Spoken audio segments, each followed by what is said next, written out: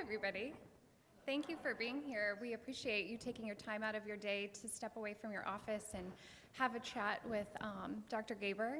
I think that we are well represented on campus, and like many of us feel we are excited at this time at the University of Toledo. And I just want to thank Dr. Gaber for the ability to do this and have an open conversation with many of the stakeholders at UT. I think we all are excited and energized and just really proud to work at UT. So we are very thankful that you are open to doing this as well.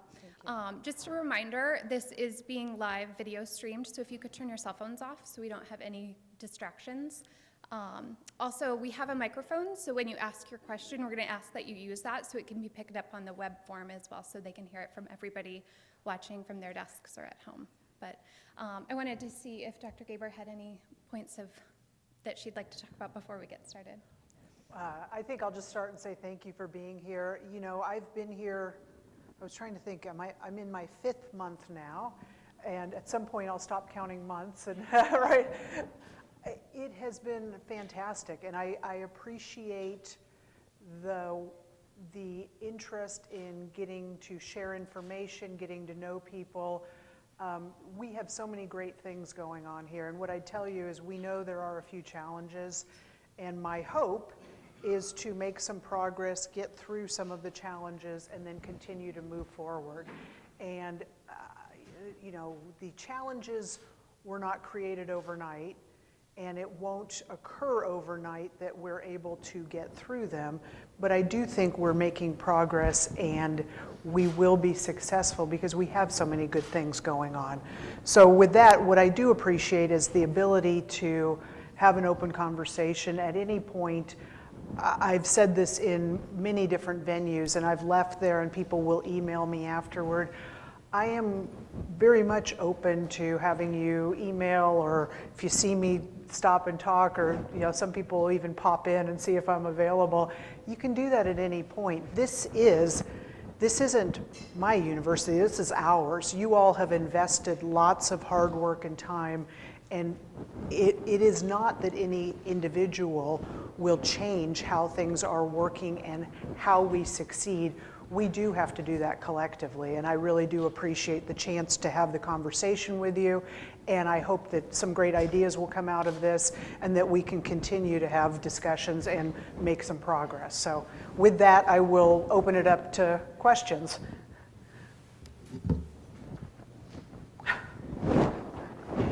We're going to do this to make sure that everybody has the ability to ask a question. If you'd like to raise your hand, I'm happy to come over. We do have a stationary microphone towards the back of the room, so if you want to step over there. Or alternatively, we have some blank note cards as well. If there's something you'd like to write down and have somebody ask on your behalf, we're happy to do that as well. So however you'd like to get the discussion started.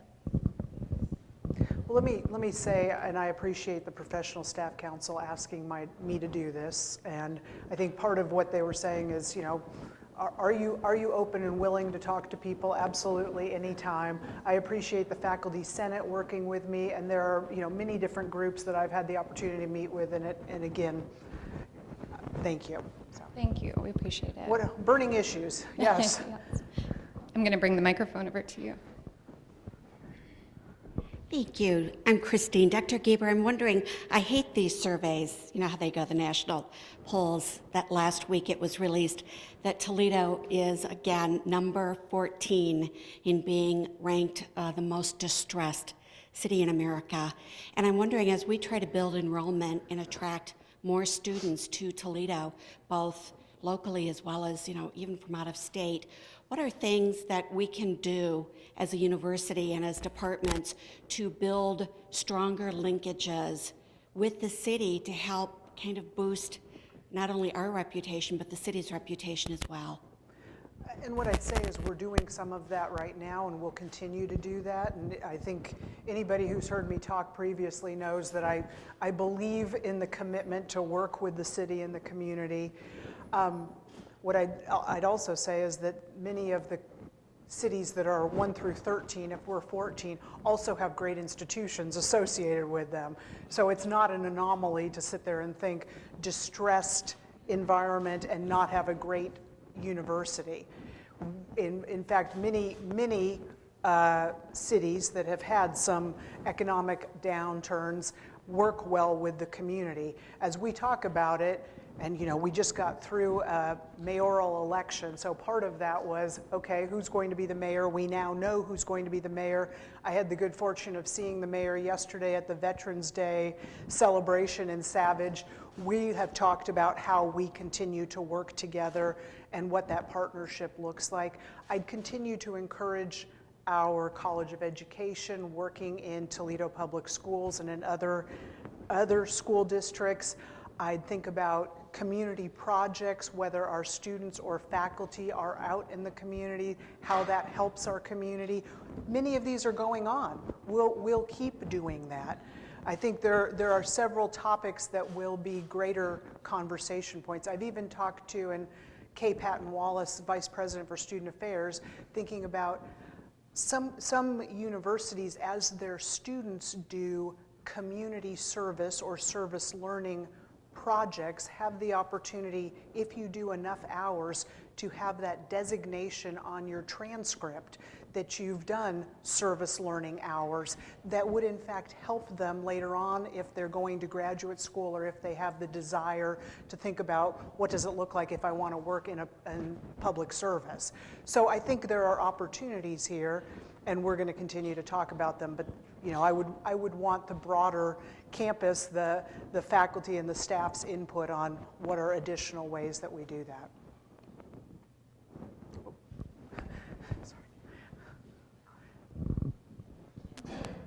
I have a question. Just because I'm on the Student Affairs Committee in our College of Education, we had a long discussion, and we had police, our UT police, there also, because with all the things going on in campuses across the nation, with the problems of the guns and the shooting and students' suicide, drugs, and all of that, we're trying to come up with something university-wide to ensure that we have something in place if that would happen on our campus. I know we also talked about the use of heroin on campus and attempted suicides and such. Is there something that's being planned university-wide to help if there were something that would happen on our campus that happens on other campuses? I know we in the College of Ed are trying to plan something within the college, but is there something happening university-wide? Okay, so there are multiple issues that you just brought up. I know. So, I mean, the drug use is certainly an issue, and then what would happen if there was an active shooter, for example, Right. which is a separate issue. So I want to say, and part of what I'd asked, first of all, the police came and gave the active shooter training to the senior leadership team because I want to make sure they understood it. Then I'd asked the provost to make sure each dean has active shooter training, which is ALICE training, in each of the colleges, because obviously faculty and staff need to understand what does that look like, what do we do, and students need to think about it. So student government and other student groups have had some of that training also. I mean, what's interesting to me is, and you look at the Virginia Tech example, and then you look at what the ALICE training is saying. It used to be the philosophy of, hide under the desk and make sure that you're away, and now they're saying, take everything you've got, throw it at that person.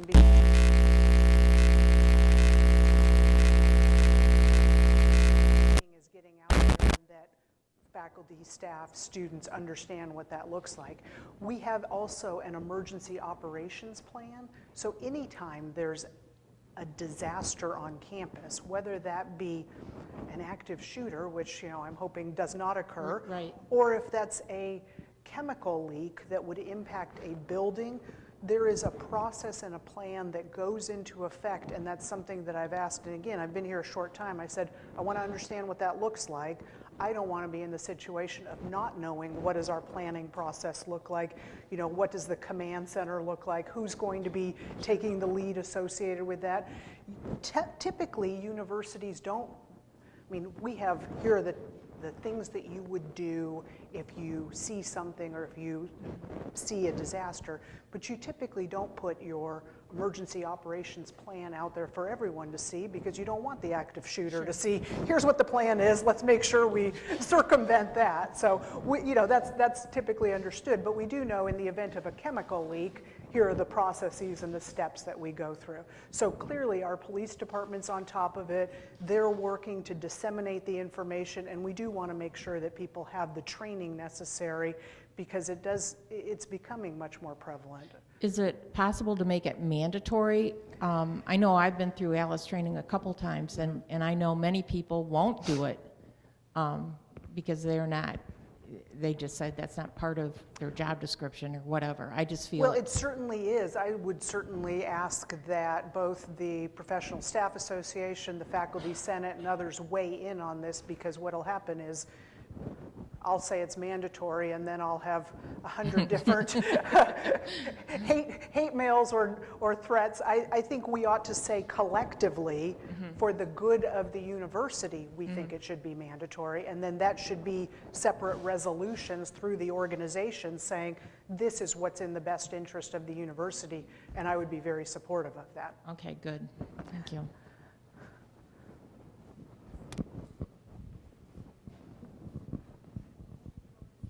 David would like to say.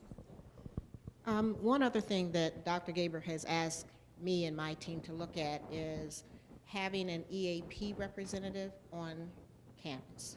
So we're working, and that's to deal with. Do you want to tell people what So EAP employee is? assistant, we have employee assistance program representatives, and these are individuals who are trained to deal with students going through some trauma, staff, faculty going through trauma. They are experts at some of these counseling opportunities that may be needed at that time. So we are working with our employee assistance program vendor to see if we can get people literally devoted to this institution, but we can have them on campus. So if you know of individuals who are struggling, then we know where to send them to get And some there are additional seats assistance. up front. I won't bite, okay? There's a question here. I'm a graduate of the University of Wisconsin, and one of the things that I've noticed about them over the years is their success in engaging their alumni. We've talked about engaging with the community, but I'm wondering what we can do to engage more with our alumni, not just in terms of the sports programs, but in terms of the academic programs. Absolutely. And in terms of advisory panels. This brings people, I think, back in touch with the programs that educated them, and in many cases, this also then leads to opportunities for university advancement as well. I agree. And so as you say that, the Vice President for Advancement is sitting up in the front row here. He's been on the job a month, or just over a month. So I mentioned I've been here about 5 months. Since I've been here, I've been to meet with alumni in New York, Philadelphia, Boston, Cincinnati, Fort Worth. I'm trying, and obviously on campus. I was trying to think if I've missed anything. In DC. So part of it is, and I will do more, part of it is really to try to reconnect with some people out in the community. But as you ask that question, we need to work with colleges and departments to do probably a better job of keeping track of people before they leave. So part of the problem that we have is we have information of who has made that connection with the Alumni Association, but I think we're losing some of that. So we've started looking into when an individual applies for graduation, do they give an email address of their next email address, this is how you can get a hold of me. Do they tell us where they're going? So one thing I've asked since I've been here, tell me, what percentage of our graduates have a job upon graduation or go into graduate school? We don't have that information readily available. We do, on the application for graduation, we do ask, are you going to grad school? Do you have a job? You don't know. We don't know if they say they do have a job, we don't know where. If they're going to grad school, we don't know where. So we've got to hone in on those questions a little bit. So I would say, as you're asking that question, we need to have our departments, you're absolutely right, having advisory boards, making sure that the departments are trying to keep track of alums will help us as the Alumni Association is working on that. And it's part of what I've asked Sam as he's come in, is let's make those connections and make sure we're doing a better job, but we've got to make sure we have a robust database also. So I think, as you know, any one of you, as you think of things or ways that we can do it, but one thing that we're looking at is that graduation application to get a little more information. Yeah. Jumping back to the previous topic, along with Alice training, is there any where in there that we could possibly get CPR training? Because we have events that people obviously come on campus a lot, and apparently in the last couple of events, there was some issues with somebody fainting and someone having some other, health issues. So the staff started saying, well, what about CPR training? Can we get that so at least someone is able to help this person until the ambulance gets there or what have you? So I'm going to look at, yes, there's a yes over there, yes. I believe we can, okay.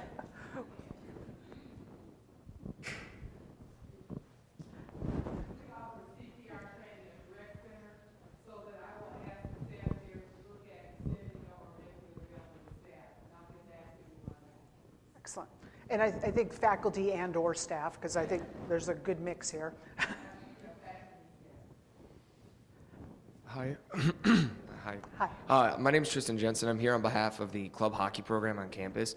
I'm coming from the organization to talk a little bit about how, to ask you, I should say, what you feel the involvement of club sports should be compared to the NCAA programs, and also if you would be available or interested in meeting with myself and the higher-ups of the organization to try to bring us closer to the university, to make us more of an entity, because I know right now we're a little bit, it's kind of, you have the university's teams and we're kind of almost divided a little bit. So we're trying to bring it in to where we're really starting to represent the university more. So. Okay. I guess sort of short answer, sure. I need to find out a little more about, and I don't know right now where I've been previously. Club sports would report up through the rec center. Is that, she's waving yes? See, okay. So obviously I would need them engaged in that also to understand what that looks like, but I'd be happy to have the conversation and figure out what we're doing and what else we can do. I had at Arkansas when I was there, so they had club hockey, also ice hockey. The coach for ice hockey was in fact a law school professor, so he'd come over and sort of bend my ear all the time, and I got to throw out the puck at one game, so that was kind of fun. So yeah, I'd be very interested, and we can talk about it. Thanks.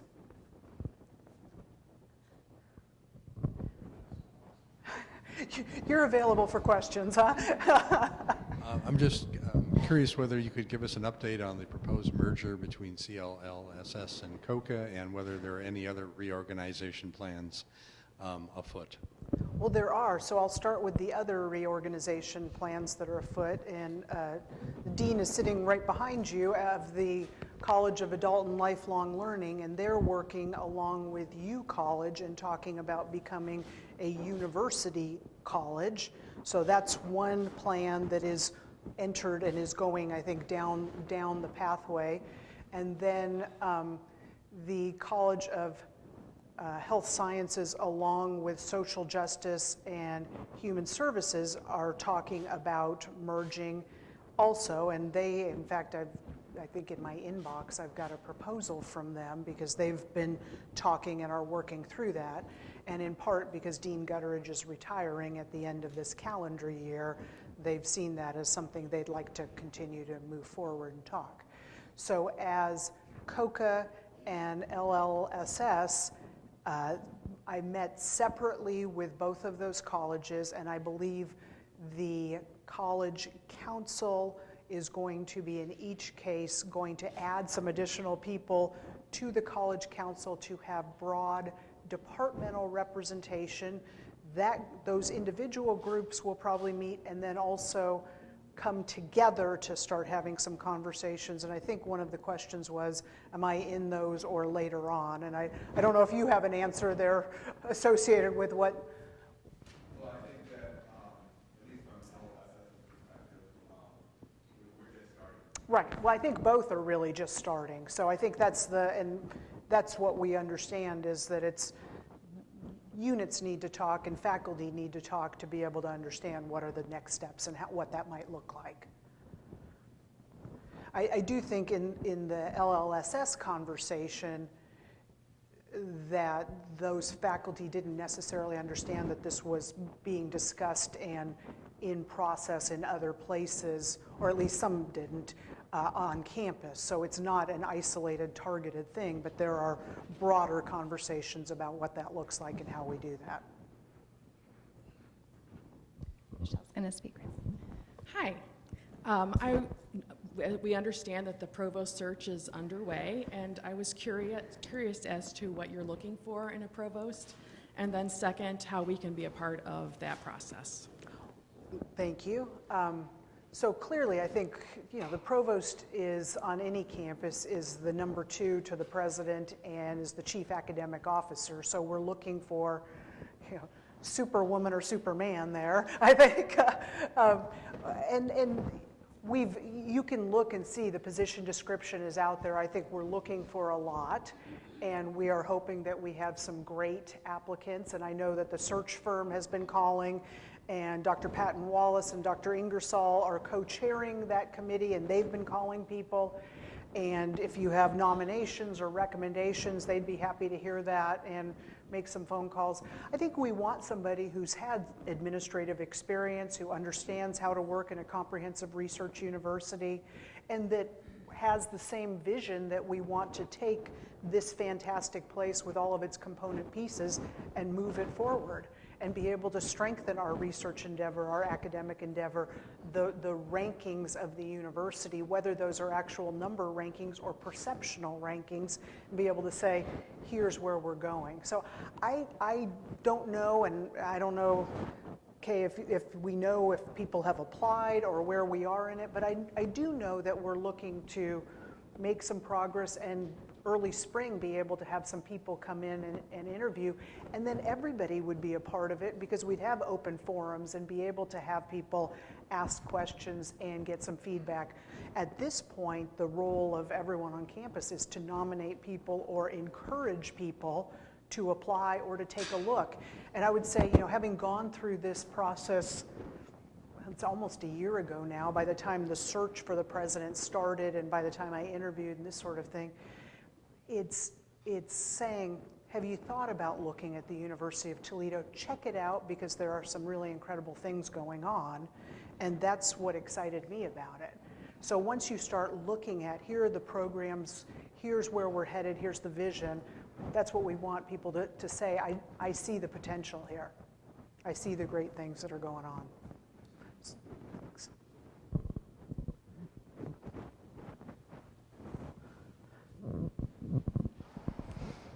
Hi, Dr. Gaber. I'm Emily Creamer, and I wanted to thank you again for coming today.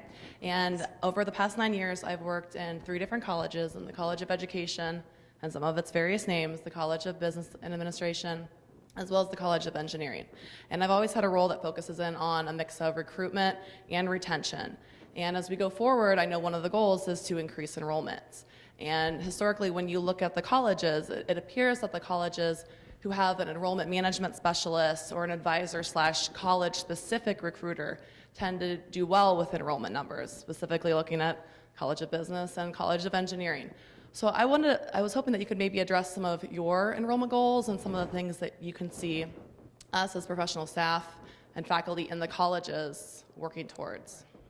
Well, so we're working right now with Ruffalo Noel Levitz, and they've been on campus, and they're trying to work with both with enrollment services and then with a broader enrollment planning group, and get some buy-in about what are best practices. And we don't need to reinvent the wheel. If we've got colleges that are doing a fantastic job, we ought to think about how do we replicate that across campus. Some of that may be a resource issue, and then we have to address that as well. What I'd say is the enrollment goal right now is to think about how do we turn around a 5-year declining trend.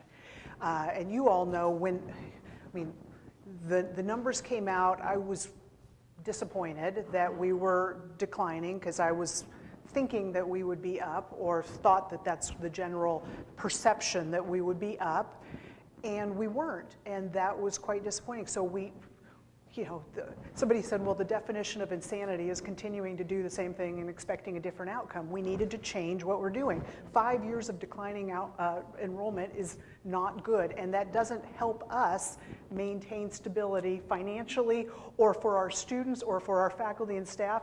It's not a good thing for this campus. So that's what we decided. We need to take a serious look at what we're doing.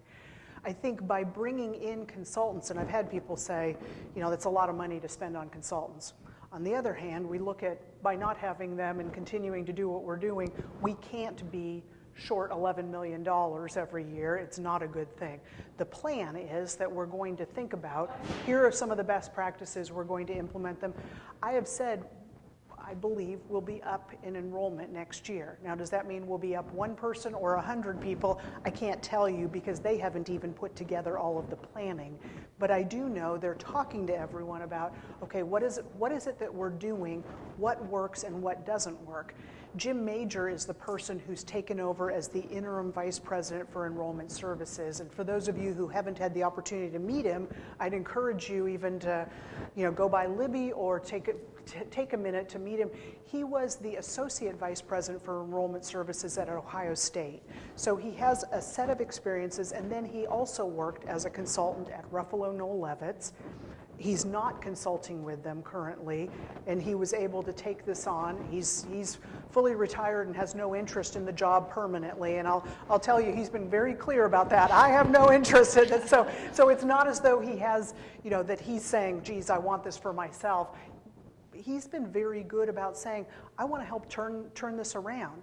And some of it is when you start looking at, and you can look at the census data and what's going on, what do we know in Ohio? That the population of individuals who will be college age is declining. So we know that the upcoming 18 to 21-year-old cohort continues to decline. Well, so we could either sit here and say, well, then I guess we have to accept that our enrollment will continue to decline, and each year we're going to have to lay people off. No. What we know is that by thinking about how do we proactively market and make sure that we have a quality product that's reaching out to people, we're going to turn that tide around. Bowling Green was successful a year ago. They hired the same consulting firm. This fall, as we announced our decline in enrollment, they announced their enrollment was up. That sort of was the counter side to, well, we can't expect more students because population is declining. Well, clearly they were successful. Oakland University in Michigan was successful. They've had multiple years of increasing enrollment. I want to turn this around so that we're not in that situation. What I'd say is, as we have best practices, we need to make sure that Jim Major, that the consultants, that people are looking at those so that we can replicate them. And what he has said is, he said, well, we look at one point he said, I used to think that we looked at data-driven solutions, and then he said, well, I don't want data to drive it. I want data to inform it, that these should be data-informed decisions or solutions, that we're collecting information about what works, what doesn't work, and we actually stop what doesn't work. And sometimes universities, and it's not just this university, I'd say many universities have a hard time stopping something and starting something new. We tend to just continue to, well, we've always done it this way, we ought to just continue to do it that way. But in some cases, the things that aren't working, we have to stop, and then we have to pick up on, here are the things that are working in the College of Business and that are working in the College of Engineering. We ought to do that in the College of Education, for example. So that's what we're going to do, is be able to figure out what are the great things that we have going on that are successful in some colleges and make sure that we're doing it across the board. Thank you. Thank you. There's a question in the back. And then, okay, and then I was going to say. I'm Christine Kirschbaum. I work in the College of Natural Science and Math, and I would like to add something about the enrollment, which is probably very unpopular. We are missing out on one group, and that is the group of the smokers. I'm not a smoker, because this is going to come. If we now move towards, we want our students to be on campus, we want them to live on campus and be here. If smoking is part of your lifestyle, do you choose the university that allows you to smoke in some corners outside, or do you choose the one that is a smoke-free campus? I'm not saying it's a wrong decision to be a smoke-free campus, but we have to see that we lose students there, the ones who have smoking as a lifestyle. I think that's possible. I want to say that most states in government offices, including universities, have adopted that. In the states I've been in previously, almost every campus is smoke-free. And so even where I was, that increased almost 40% enrollment over a 6-year period, was a smoke-free campus. Okay. Now, it did create some conflicts as students went off campus to smoke, but the reality is that most state agencies are saying, for you to get state funding, you can't smoke in state facilities or on state property. Yeah, and I think I'm referring only to outside, and I'm really not saying this is a wrong decision. I'm just saying we have to look at this. I don't think Bowling Green is smoke-free. I am not certain though. Yeah. So there are people, and it's part of their lifestyle, they want to live on campus. Are you going to choose the campus where you don't even have a small corner somewhere, which, I mean, they have. Just a point. Yep, thank you. Okay, yes. Hi, President Gaber. I'm an associate professor in the Department of English, and I'm the director of grad studies. And my question pertains to enrollment again. So the number one problem that we've been having in terms of recruitment in our department has been graduate student stipends. And I can speak for the Department of English. We offer our prospective graduate students $8,200, and they have to pay about $2,000 in fees from that amount. So my experience has been, I've made 5 offers just last year to very talented students from out of state. All of them have turned me down, citing inadequate stipends. So how would you address that issue? How can you help Well, it's us? a vicious cycle, right? I mean, at a time when we don't have resources, I can't put more resources into it. We've got to figure out how we turn it around. And you're right, the biggest decline in enrollment on campus was graduate students. So in English, you're not going to typically get external research grants that fund grad students. So, you know, if anybody's thinking we'll just get grants, that doesn't work in English, and I absolutely understand that. We've got to think about what that looks like, and there may need to be a conversation within your unit about how many do you have, do you raise those stipends up to $9,000 and cannibalize a couple of them so that you can actually get a cohort of well-qualified students. That's an internal decision, not something that, you know, I need to be a part of or that I should be a part of, but we have to pay attention to it. And you're right, Oklahoma State typically does. Now, I don't know what group you use here. So in the South, they'd look at Oklahoma State's data on what do GA stipends look like. They have it by department. They would compare, and you could see how far off of the median stipend amount are you to understand what. We've looked at comparables in Northwest Ohio and Southeast Michigan, around the Ohio area, and they're all in the 13,000 range. And our 8,200 For English? Yes, and 8,200 has been. Who has 30,000? 13,000, 1-3. 13,000. Yeah. So Who there's has a- that? Bowling Green? BG is among the lesser ones, but Case Western, Well, Ohio they're private. State, Yeah, that's a little different. I'm not sure I'd use Case Western as a peer because we don't get to charge that tuition either. So. But you know, it's between that. It's between 11 and 13,000. And that's what. So but it may take a multi-year approach to figure out how we get there. Remember, until we generate more revenue, we don't have more money to be able to give. So we've got to think about how do we get to this point so that we can get to this point. So I would say we need to think about what's step one. Let's make progress there. Then people are excited, and you're getting some people. If we have additional students coming in, then we're able to have more resources to raise some of these stipends. So I don't think there's any situation on campus that we're going to solve all in a month or even in a year. We've got to be looking out a couple years and figure out how do we make progress on them. Okay. Thank you.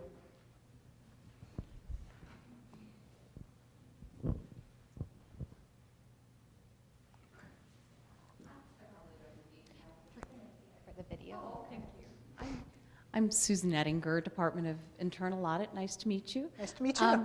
I just was wondering, in light of what's gone on at the University of Missouri this week, what your take is on race relations on campus, and based on also some of your experiences with other campuses that you've worked at.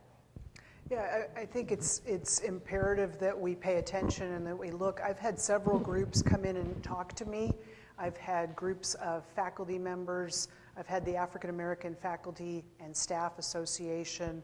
I've had the Northwest Ohio Latino Alliance. I've had varying groups come talk to me about things we need to be thinking about. And I am optimistic that we will make some progress soon, because I think that we have lots of potential here, and we've got people who believe that we can even be doing better than we are. And it's a matter of making sure we're paying attention, that we're proactive, and that we're responsive to both issues associated with faculty, staff, students, and our broader community. And so that's some of the conversations that I've had, both with faculty and thinking about what we're doing with diversity, and with student affairs and thinking about what we're doing with diversity. So, I think we will be able to make some progress and be able to announce some things. So, thanks.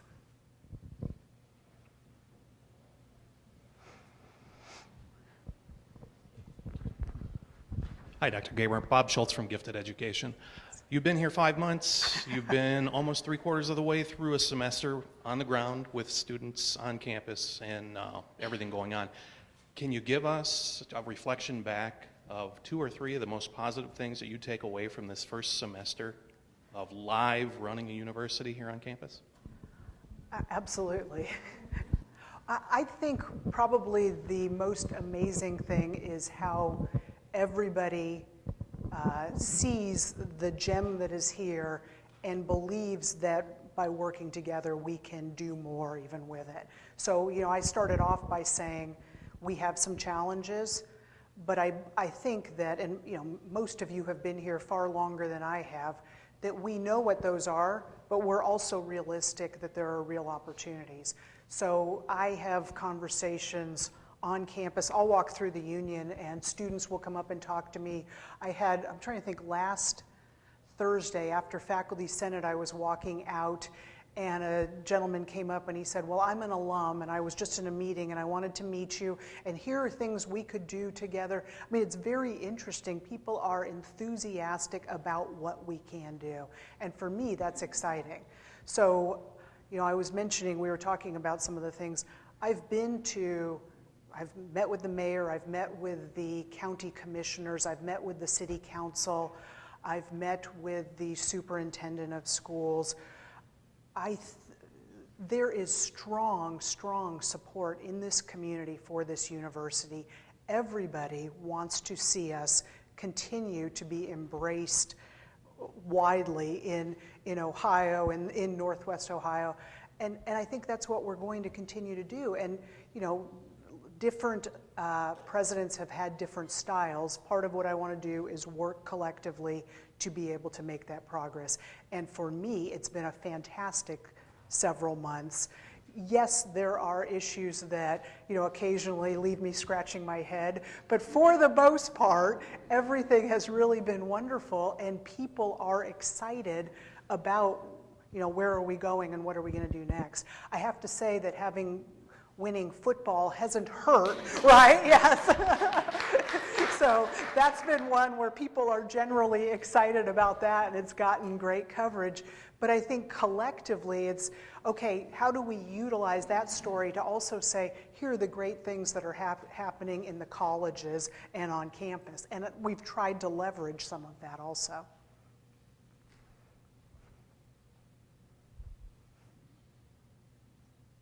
Okay, nothing else. That's question here. Do you have any updates in regard to UT's College of Medicine's affiliation with ProMedica, and where do we see ourselves in the future? Well, I can tell you that I believe Dr. Chris Cooper and Dave Morlock gave a presentation last week to the Faculty Senate.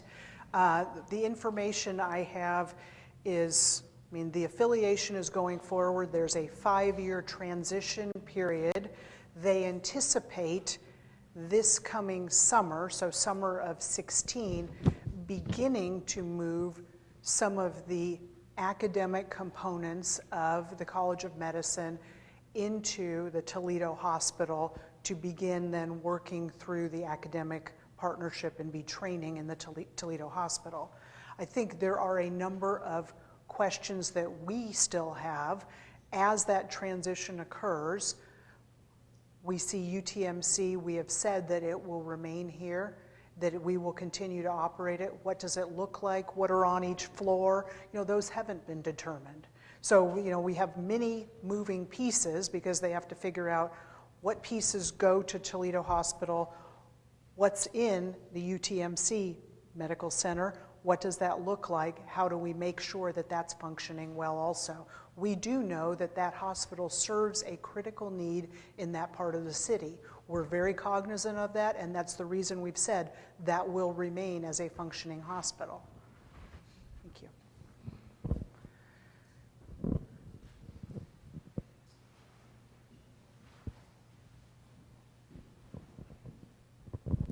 Hi, Dr. Gaber. Many employees have heard about the request for proposal, which seeks to outsource parking on our campuses.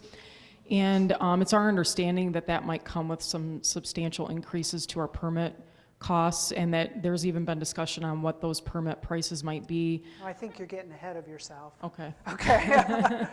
So we did, you all know, we've got the 8-month hold on positions. I've got effectively $13 million budget shortfall right now. So for you to understand that, $11.5 million because we didn't meet the enrollment targets. So that was both tuition, residence halls, dining. When you think about, that's a shortfall. Then on top of it, there's a change in our tuition pricing that goes into effect January 1. And that change is the state has said they have plateau pricing. We were charging one flat fee for 12 to 16 hours, and the state has said that has to be 12 to 18. So we will lose another $1.5 million in the spring. So we've got $13 million gap that we have to fill. We've done the 8-month hold, which was on top of, so it's 6 months in addition to the 60-day hold that we had, and that's anticipated to save us $5 million. So I've still got $8 million that we've got to figure out where that's coming from. And I have to say that wasn't in any of the conversations when I was interviewing. I just want to, but we are where we are and we have to resolve it. So one conversation that has occurred is, do we do an across-the-board cut? And certainly that's an option that would be to save the other $8 million. That would be probably a 1.5% across-the-board cut. We may wind up doing that. But what we said is, what does parking look like? Is that something that can be outsourced? And what does that look like? Ohio State did that a couple years ago. The company, it's out of Australia, and they're not interested in our parking, so I'll be clear with you.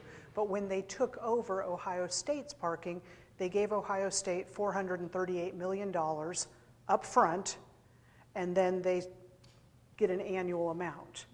Now, along with that, at Ohio State came serious increases in their parking cost.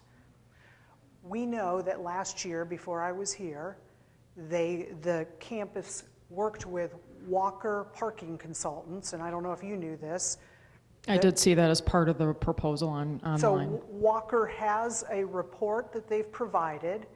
They've provided it to parking already. And what it talks about is that we're not running parking in the most efficient manner that we could. And I would tell you right now, looking at it, faculty and staff pay less than students do to park here. I've not been on very many campuses where students pay more than faculty and staff. I mean, students are already paying tuition and fees, and we've talked about some of those, and then they're paying, in some cases, twice as much as faculty and staff, and in some cases 5 times as much as faculty and staff. So that's an interesting question. What Walker Parking did in their report that they submitted already was show what are the median parking prices at other universities in our region, and so that may be where you're getting from, that we would substantially increase it. We're below the median. We're below, when you start looking at all of them, we're below the average of the median. We're below most of those. So that is the reality. If they look at it, we don't know, none of the bids have come in, so we don't have any idea what they would propose. We would have a committee review it. We would have to understand it, and we would have to decide collectively that, in fact, it's a really good thing for the university if they want to say, here's what it looks like if we took this over and we could sustain this. And you know what, I get that parking, nobody wants to be in charge of parking because parking is one of those issues that you can never win with, right?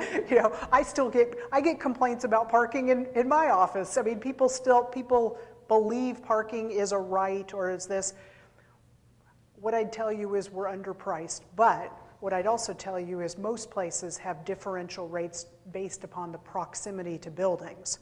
So if you want to pay a premium amount to be right outside your building, that's something. If you want to be further away, that's a choice you have, so you wouldn't be paying one fixed rate and you could either be right next to the building or you could be somewhere else. Again, not a done deal because we haven't seen any proposals, but that's what Walker recommends is differential rates based upon proximity. So we have the Walker study, we have the RFP out there, and we've had no one that, haven't seen any proposals. So I can't tell you how that aligns. Does that make sense? Do you think we could get access to the Walker study? Because as part of the RFP, it just says it'll be made available at a later date, or it's not posted as part of the RFP, so we can't read it. Yeah, I don't know if you know where it is or what the step. Yeah. Okay, thank you. Thanks.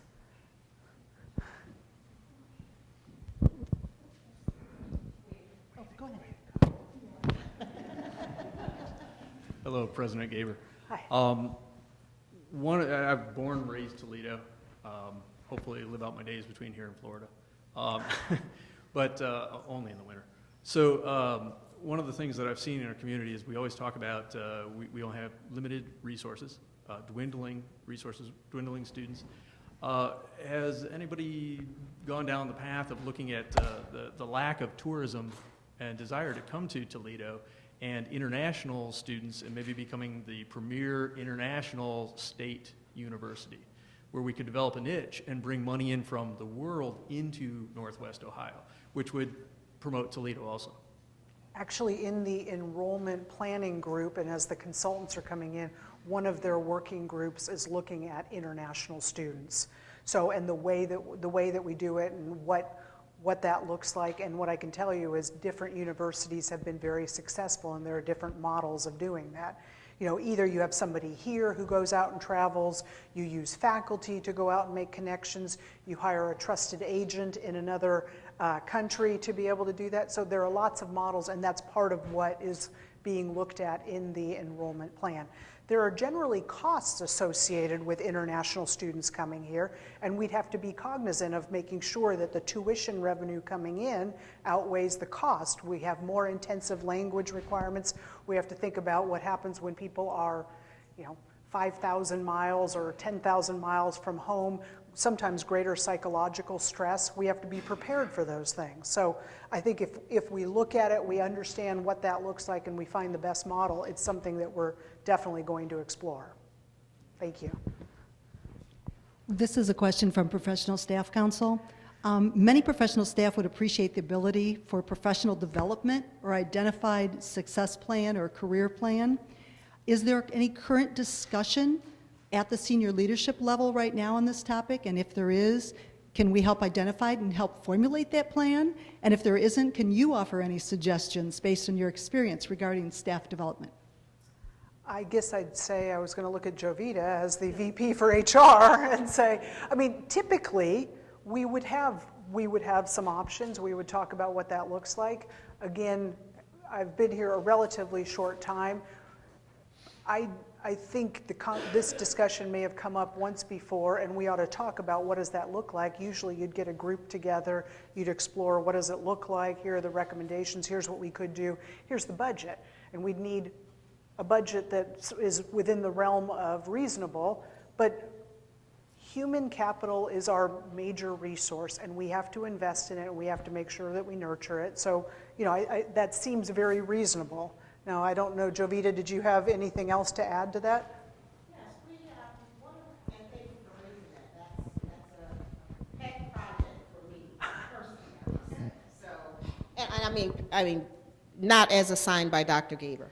We're all here because we want to grow and develop and improve our careers, our lifestyles, whatever.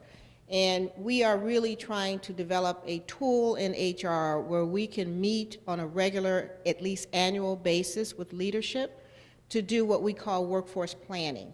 And out of workforce planning comes an assessment of staff, what are their needs as far as continuing to develop, how do they continue to grow. So we are in the process now.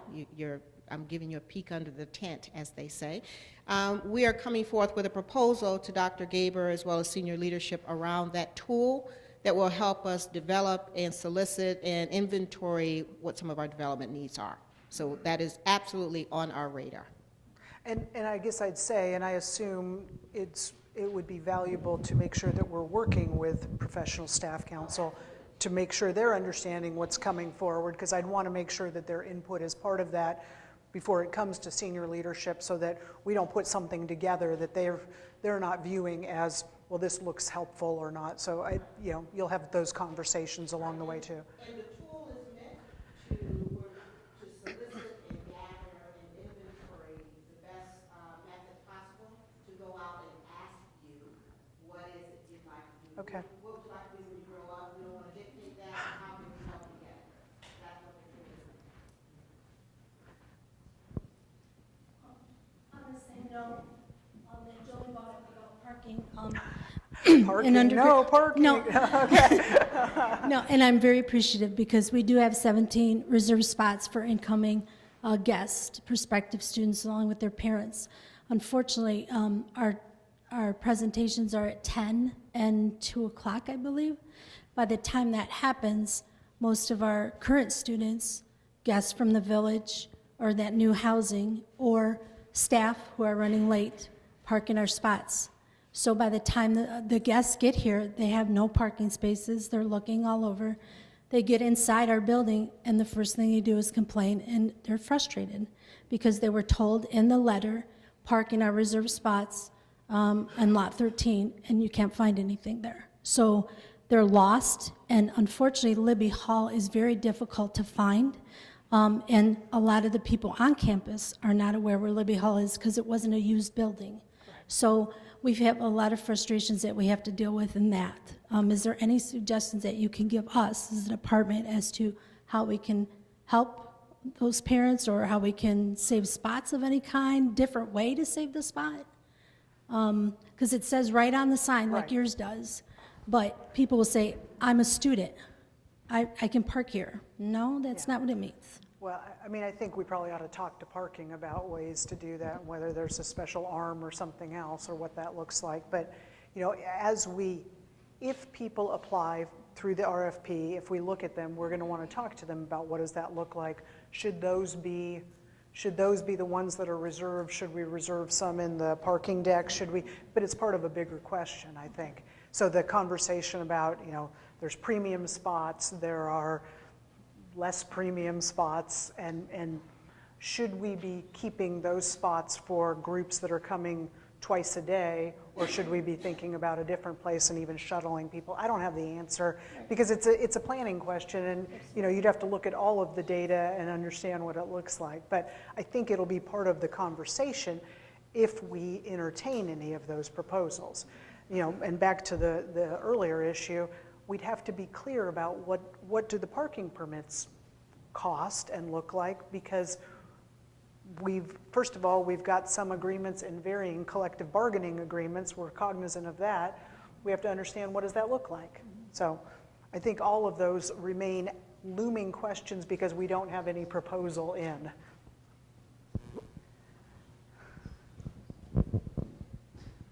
Scott, I think you're the last question that we have time for.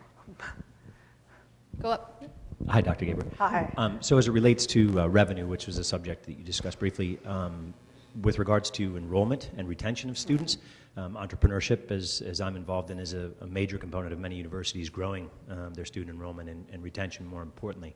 Are there new developments in entrepreneurship that you would like to mention or discuss at the university? Well, I don't know. Are there some you'd like to mention and discuss? Okay. I could talk all day about that, but I thought you might want to just, I think it's something we continue to talk about, whether we've talked about minors and we've talked about varying things that we're doing, and we certainly know that Rocket Innovations has, and I think you're working with them, has interns working with them. So I think we ought to be packaging it probably in a way that is of attraction to students, because I think you're right that entrepreneurship is something students are interested in coming and thinking about what are the possibilities here. But we've got to work with the colleges, the provost office, and be able to define what does that look like. I mean, you don't want the president saying, here's what we're doing and here's the curriculum for it, because the faculty will say, no, sorry, that's not going to happen. We need the faculty to say, this is the way it's going to look and here's how we're going to move it forward. So we ought to be starting, and I assume you're doing that in the College of Business and the College of Engineering, because those would be the first and foremost colleges that would want to be looking at opportunities for entrepreneurship. we definitely are, and so long as you invited the plug, we have decided to have a student expo, an entrepreneurship expo this January, late this January. So we're inviting all of the department chairs and deans as well as faculty to bring their students interested in entrepreneurship to see what has happened in engineering and business. So be welcome to get that promotion. Thank you.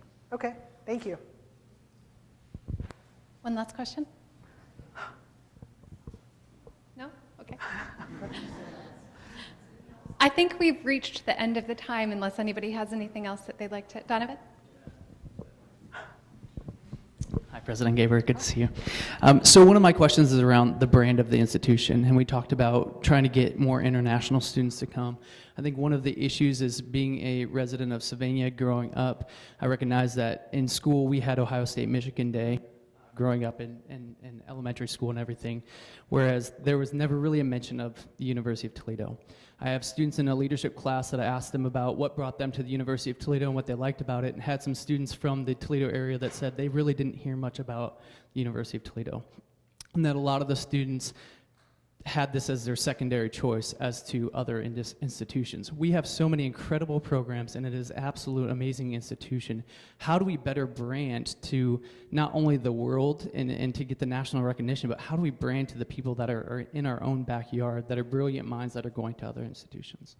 I think that's a great question. And so this is maybe my parting comment to all of you. I think many of us have great questions and ideas, and I need us to communicate more and to the other people that can help. So if you all communicate to me, and then I can't go out and talk to, and I'm happy to have you do it, but I can't talk to 100 people and say, let's do this. I'd love you to contact Jim Major and say, by the way, have you thought about this? Because it can't be that you tell me, Sharon, and Sharon, you go talk to Jim, and Jim, you'll get back to Donovan. It's not going to work. It's not efficient. As we have good ideas, we have to start making the connections internally to make it happen. You're absolutely right. So I met with the superintendent of Sylvania because I said, tell me why your students are or are not coming here. And he said, well, we hadn't really thought about it. You know, we have to be doing that. So if you took a group of Sylvania students and went back to Sylvania High School and worked with enrollment services and said, here's what we'd like to do. In some ways, part of what we all have to do is how do we know what our niche is, but how do we think about taking that niche and helping the university? Because that's what we have to do. We're at a point where we need some new good ideas, and we all have to maybe take an extra half step to help this place collectively be more than it is, do more than we've done. And so I would not be somebody who would say, you know, stay in your lane, don't do that, don't think about doing that. I'd like everybody to be thinking about how do we help this university get the word out. We're talking about branding, so Sam took on advancement, and you all know we had 2 vice presidents. We had the vice president for external affairs, we had the vice president for institutional advancement. One left the university, one retired. Instead of filling 2, I said, okay, And Sam and I joke, I said, okay, 2 VPs, now you're doing both their jobs for 1 salary. Congratulations. And you know, he's excited about it. So branding falls within the marketing communications world. How do we tell that story about who we are? But why is it that people locally don't necessarily look at us in the same way as people perhaps beyond our local borders do? So people will come from Southeast Michigan and say, oh yeah, I really want to be at the University of Toledo, but people, Sylvania might say, well, you know, I grew up and that's what I knew and I'm not sure I want to go there.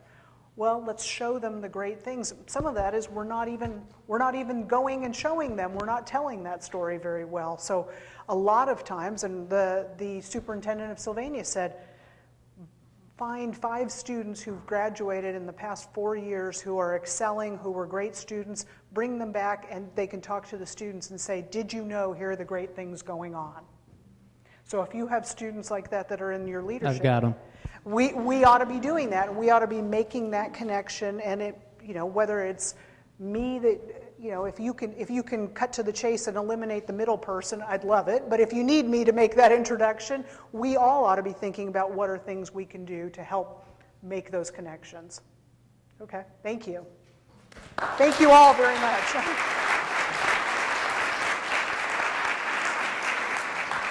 I'd just like to thank Dr. Gaber again as we're ending today. This is an invaluable time that we have with you, and we really appreciate it. I also think that we didn't mention thank you. We know that you could have made layoffs associated with the budget, and you didn't, and we are very thankful for that.